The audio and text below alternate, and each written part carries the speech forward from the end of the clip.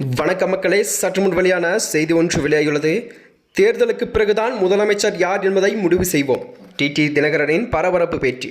வாங்க வீடியோவை முழுமையாக கண்டார். அதாவது தமிழ்நாட்டில் தேசிய ஜனநாயக கூட்டணி ஆட்சி என்பது அமித்ஷா தெளிவுபடுத்தியுள்ளதாக அமமுக பொதுச் செயலாளர் டிடி தினகரன் அவர்கள் திட்டவட்டமாக தெரிவித்துள்ளாராம். அதாவது தமிழகத்தில் வருகின்ற 2026 சட்டமன்ற தேர்தலை தான் எதிர்கொள்ளும் அதிமுக பாஜக கூட்டணி அமைத்துள்ள நிலையில்தான் இனி தமிழகத்தில் பாஜக அதிமுக கூட்டணி ஆட்சிதான் நடைபெறும் என்று ஒன்றிய அமைச்சர் அமித்ஷா தெரிவித்திருந்தாராம்.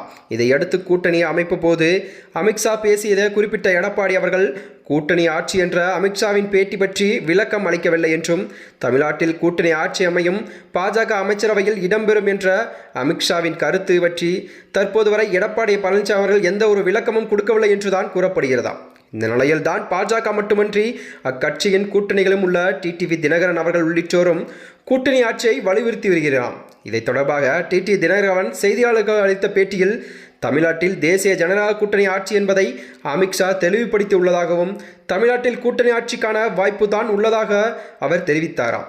தேர்தலுக்கு பிறகுதான் முதலமைச்சர் யார் என்பதை அதிமுக தலைமையில் தான் ஆட்சி அமையுமா என்று பழனிசாமி அவர்கள் பாஜகவுக்கு ஆட்சி பங்கில் தரப்படுமா என்பதை பற்றி பேசவில்லை என்று அவர் கூறினார். அது மட்டுமன்றி டிடி தினகரன் தமிழ்நாட்டில் உள்ள கட்சி தலைமையில் கூட்டணி ஆட்சி அமைய வேண்டும் என தேமுதிக பொதுச் செயலாளர் பிரேமலதா அவர்களும் வலியுறுத்தி வருவதாக கூறியிருக்கிறாராம்.